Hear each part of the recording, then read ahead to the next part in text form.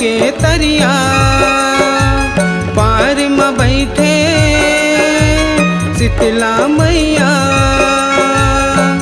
जन जन के हितकारी वो मोर शीतला महतारी मोर शीतला महतारी। मोर गाँव है कुर्सी के तरिया पार में बैठे शीतला मैया जन जन के हितकारी वो मोर शीतला महतारी मोर शीतला महतारी।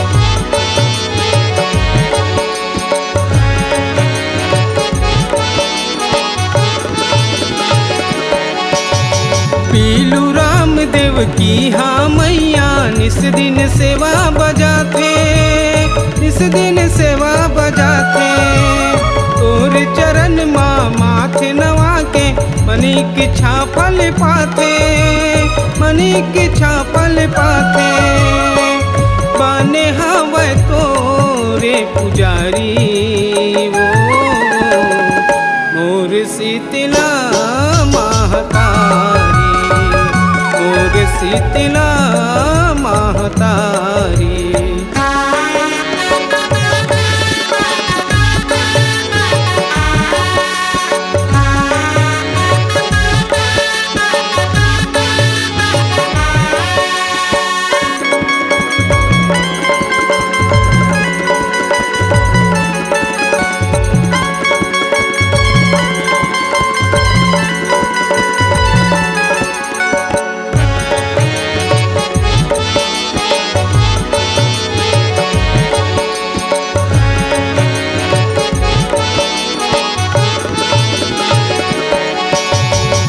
शंकर कैलाश पतिला तोरे अंगना में बसाए हैं तोरे अंगना में बसाए हैं तोरे मंदिर में जाके ताई भागे अपन सहराए भागे अपन सहराए हैं महिमा हवे तोरे भारी वो मोर शीतला महतारी मोर शीतला महतारी।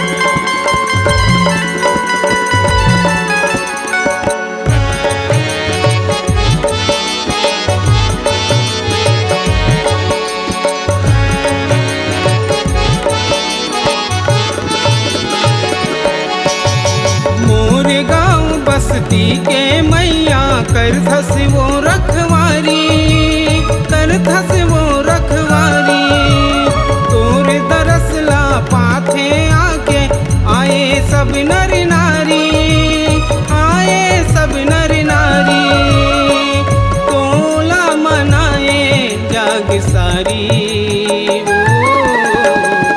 मोर शीतला महतारी मोर शीतला महतारी।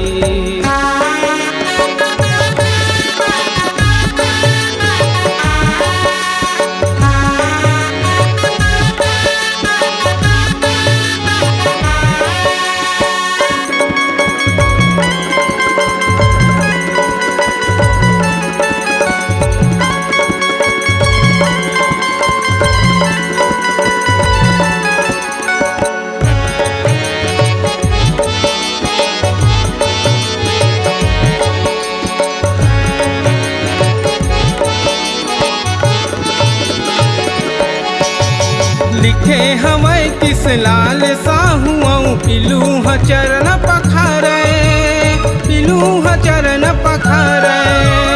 दियना थारी धरे देव की मनोज जस तोर गाए, मनोज जस तोर गाए।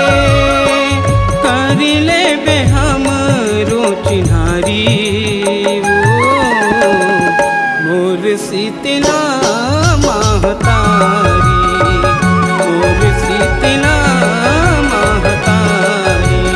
मोर गाँव है तुलसी के तरिया, पार में बैठे शीतला मैया। जन जन के हितकारी वो मोर शीतला महतारी, मोर शीतला महतारी, मोर शीतला महतारी वो मैया, मोर शीतला।